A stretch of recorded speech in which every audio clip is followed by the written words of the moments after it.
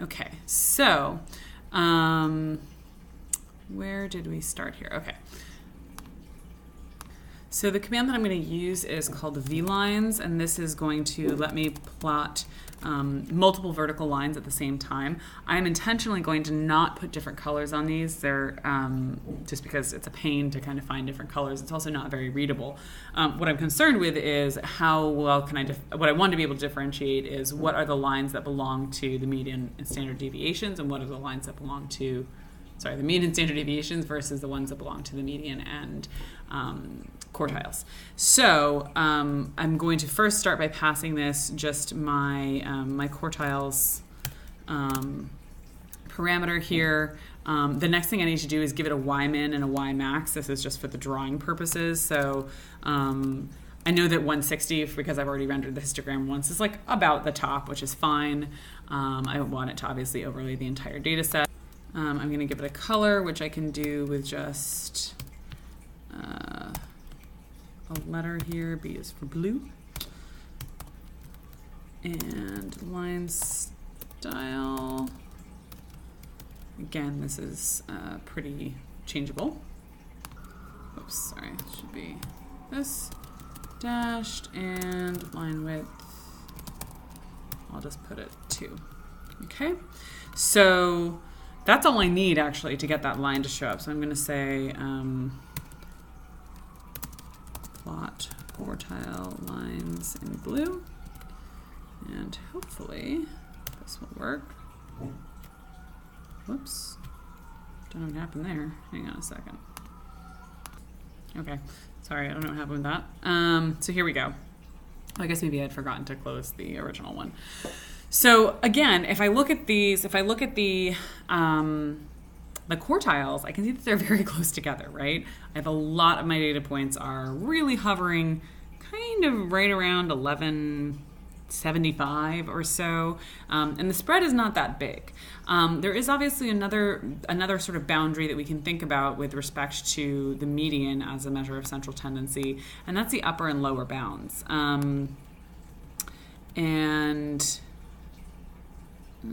Okay, so calculate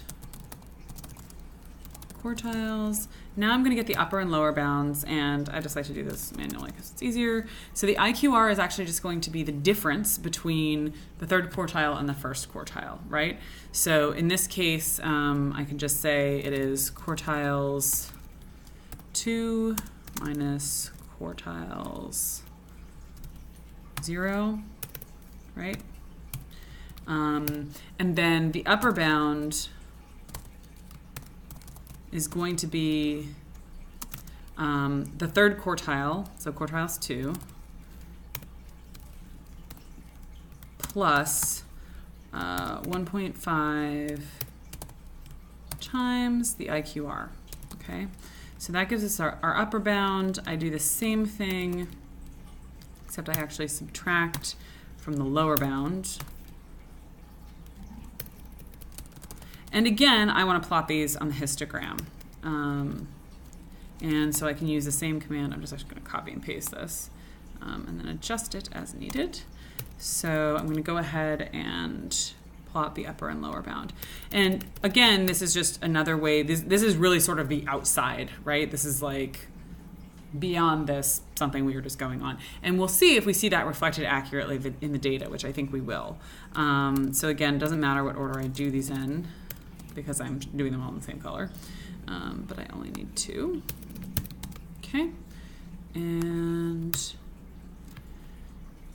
now we can see actually that this seems correct, right? Because the lower bound actually captures is actually below our lowest score, right? So what we see is we don't see anything that is like shockingly low when we look at the overall distribution of scores. What we do see is actually quite a few that are shockingly high. So pretty much everything that's over 1500 as a cumulative score is pretty out of the ordinary for the performance for New York City public schools that are reporting this data. So something is going on at those schools. That's one thing we can investigate. We can also figure out, I mean, we might know the answer to that already, but if we didn't, so what this does is it lets us say, well, if somebody comes in and says students are only getting 1,000, it's like, well, that's not great. It is definitely on the lower end. It's definitely below, it's definitely in the lower quartile. So that might be something we want to investigate. Obviously, we might also compare what is different about the ones in the lowest quartile versus between the first quartile and the lower bound. We might also investigate what's going on with ones that are above the upper bound.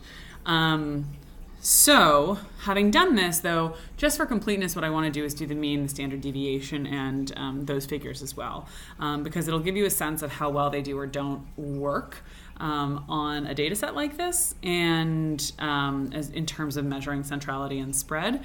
And it's just a good thing to kind of have done the sort of total analysis, because again, from a policy perspective, in terms of things like spending, we should perhaps expect that this should be a normal distribution. And so we could make an argument that to the extent that it is not, there's something wrong, right? And that other factors other than funding need to be examined to look at how to assess, how these scores are coming about.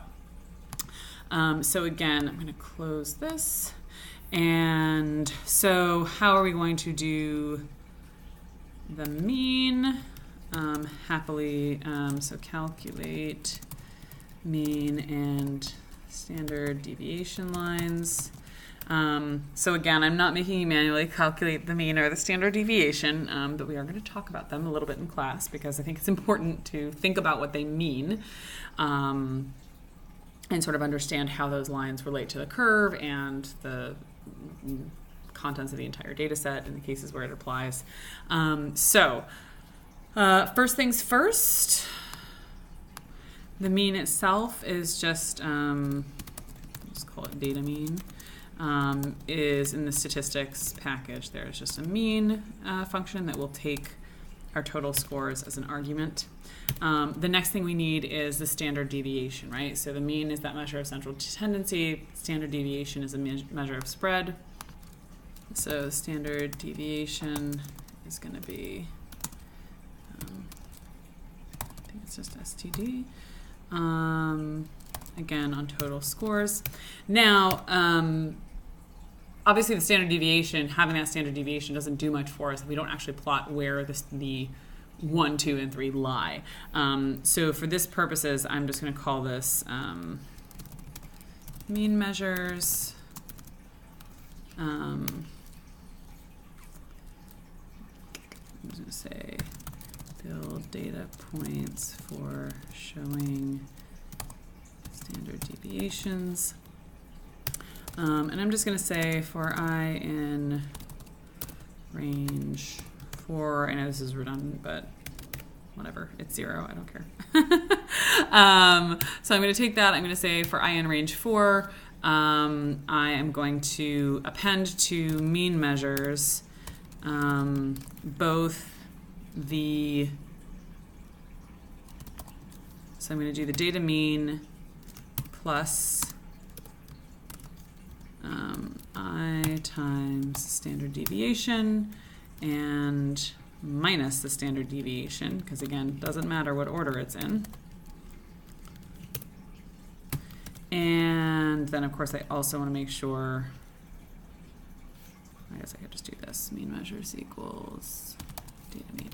Okay, so what I should have now is I should have the mean, and then I'll technically have it in there 3 times, I guess, but I guess I don't need to do that. But I will also have the lines on either side of it, right, that represent 1, 2, and 3 standard deviations away from the mean, which is basically our cutoff, because once you get to 3 standard deviations away from the mean, you're talking about more than 99% of your data, again, if your data is normal. So once we've labeled that, we don't really need to worry about, we obviously don't need to worry about going further. So in this case, I'm going to do a very similar thing, except I'm going to plot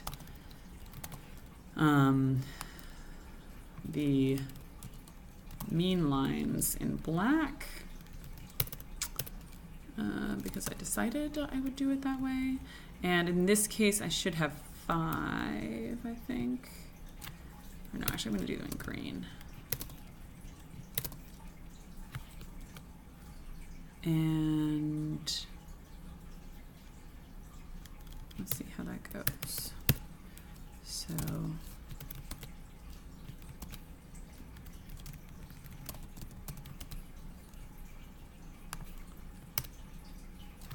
okay, so now we have a party. We have a riot of color.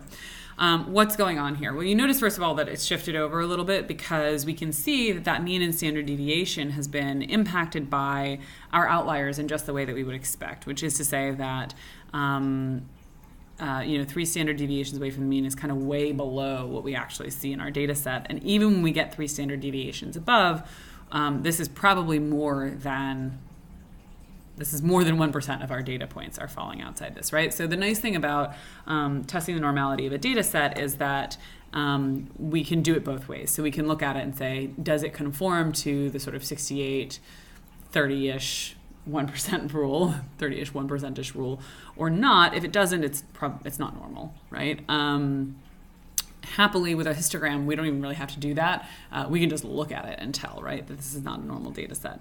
But again, as I said, sort of within all of this riot of color, these are some pretty intense color choices here, the key thing is just for us to be able to say something about where a particular data point falls, understand where the typical center is, understand what is outside that typical center. Sometimes the story is what's typical, and that's when the typical thing is surprising. Sometimes it's what's unusual, because things that are unusual are often surprising, right, or sort of noteworthy.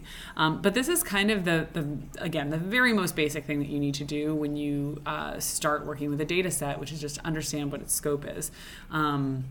That being said, even getting to this point with a data set is often very time consuming. So as we'll see in the stories we're reading, really most of the work goes into getting the data in the first place. And at that point, once you have the data, if it's good, if you've invested in reporting out and clarifying a good quality set of data, doing the analysis is trivial, right? This obviously didn't take very long, and the concepts are not difficult. The issue really is in getting the data itself. So, the key to data-driven journalism, broadly speaking, is not so much in the analytical skills, it is in the conceptualizing of the questions, thinking about strategies for answering those questions, given the fact that the data you're looking for most certainly doesn't exist. And then once you have that data, again, obviously applying the correct methods to its analysis.